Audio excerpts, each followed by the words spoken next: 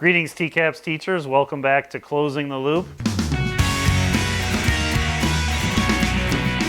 I've brought another set of props with me today. Left the bird seed and the tennis balls at home, but brought some water, and I know Larry's really excited about having the water in his studio here with all this electronic equipment. But today I want to talk a little bit about increasing the flow of value or speeding up cycles of improvement. And so the bottle really represents our organization and TCAPS, and the bottleneck represents the limitations.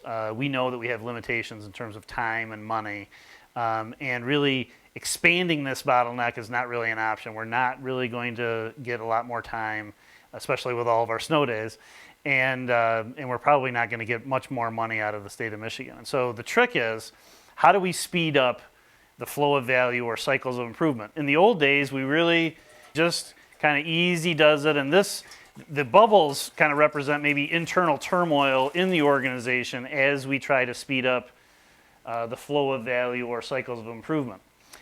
And so as the pressure got more and more to really speed it up, we kind of did this, where we weren't really concerned, look at all that internal turmoil, get it out as fast as we could. Because that's all we knew how to do, is just to really, really press hard.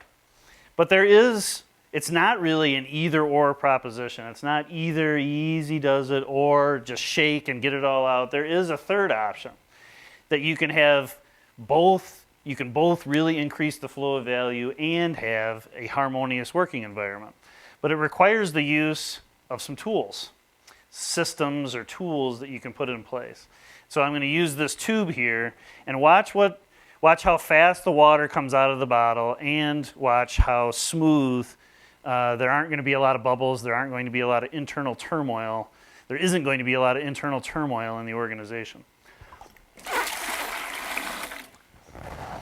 And so what we really began to talk about with principals is looking at the 14-15 school year, what deliberate planning can we do to develop systems, to put systems in place, and I'm calling it constraint planning or limitations planning. What things can we be getting on the calendar now for the 14-15 school year, and what planning can we do with mission-based budgeting and things to really develop systems and tools to be able to speed up cycles of improvement, increase the flow of value to our students, families, and community, and yet have high employee morale and a harmonious working environment. So, circle back with your building principal and talk about what systems, what tools, what pillars on the calendar, I'm calling them kind of placeholders on the calendar, that you can put in place that will help speed up your cycles of improvement, that will help increase the flow of value to your students, families, and community. Now is the time to begin that planning process for the 14-15 school year. Thanks for tuning in.